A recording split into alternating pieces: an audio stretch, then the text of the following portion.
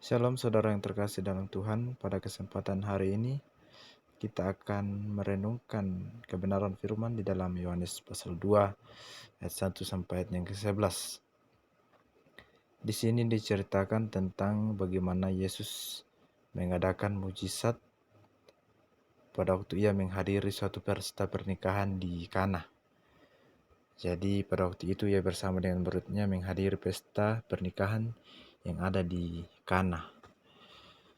Jadi apa yang bisa kita pelajari hikmat dari ini?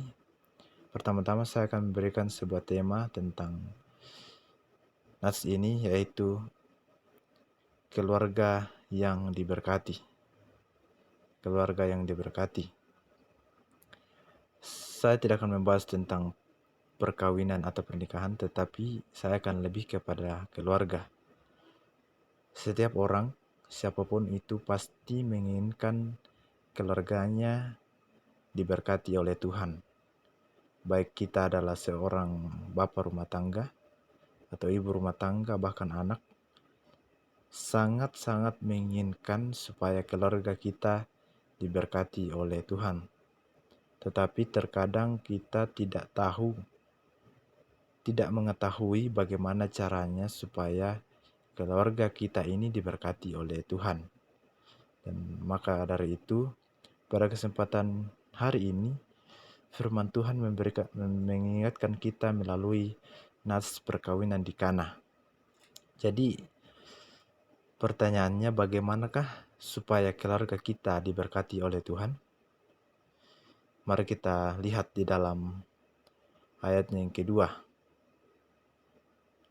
Bagaimana supaya keluarga kita diberkati? Kita lihat ayat yang kedua, di situ dikatakan, Yesus dan murid-muridnya diundang juga ke perkawinan itu. Jadi, bisa saya pastikan bahwa mujizat itu tidak akan terjadi ketika Tuhan tidak diundang di situ. Jadi bagaimana langkah supaya keluarga kita diberkati? Yaitu kita harus menghadirkan Yesus di dalam keluarga kita. Jadi saudara terkasih dalam Tuhan, kalau kita menginginkan keluarga kita bahagia, maka kita harus menjadikan Yesus sebagai kepala di dalam keluarga, menjadi prioritas dalam keluarga. Karena cuma Yesus yang mampu memberikan kebahagiaan itu sendiri. Jadi bagaimana caranya supaya kita bisa menghadirkan Yesus ke dalam hati kita? Yaitu dengan cara berdoa. Karena dengan berdoalah kita mengungkapkan, kita berkomunikasi dan mengungkapkan kepada Tuhan bahwa kita sangat membutuhkan Dia. Jadi melalui doa kita mampu menghadirkan Tuhan di dalam keluarga kita. Jadi ketika kita berdoa, ada baiknya supaya kita berdoa bersama-sama dalam satu keluarga. Itulah langkah pertama, yaitu menghadirkan Yesus di dalam keluarga. Lalu bagaimana langkah yang kedua supaya keluarga kita bahagia?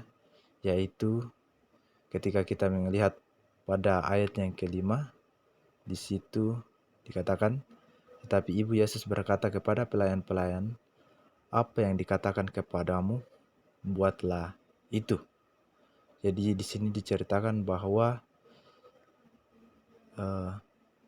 Ibu Yesus meminta bantuan kepada Tuhan Yesus bahwa di pesta itu kekurangan anggur, bahkan kehabisan anggur.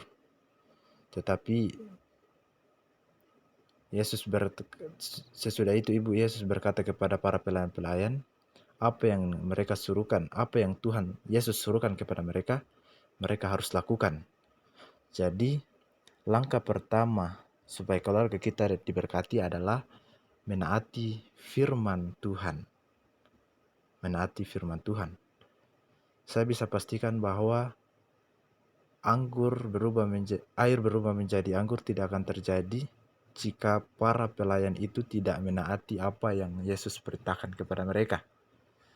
Jadi saudara yang terkasih dalam Tuhan, di dalam keluarga, di dalam kita menjalin sebuah hubungan, atau di dalam kita hidup dalam berkeluarga, kita harus selalu menaati firman Tuhan di dalam setiap kehidupan kita.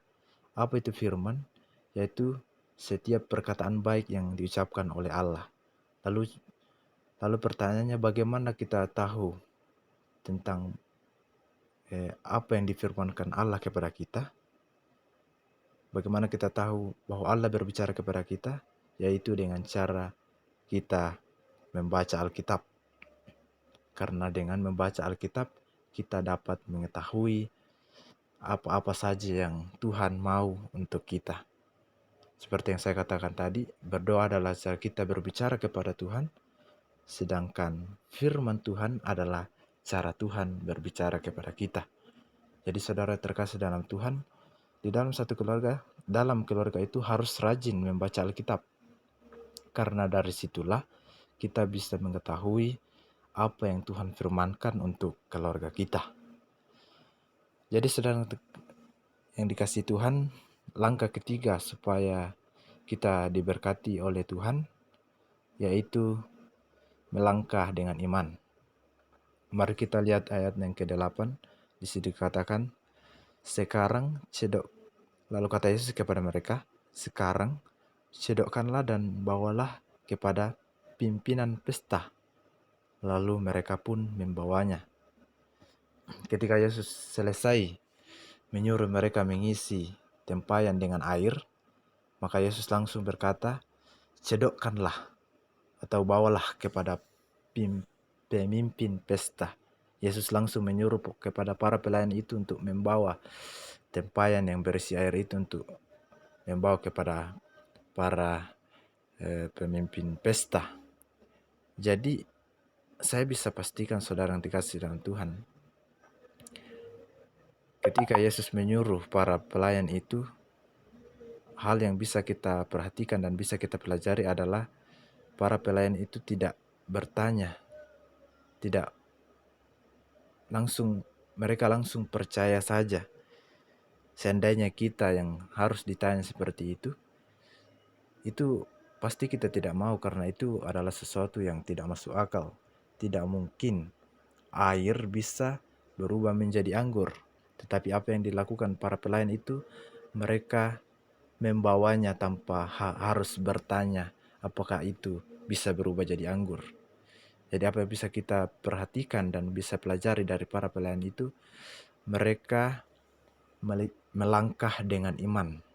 Apa yang disuruhkan Tuhan kepada mereka, mereka langsung lakukan tanpa bertanya-tanya apakah itu masuk ke dalam logika atau tidak.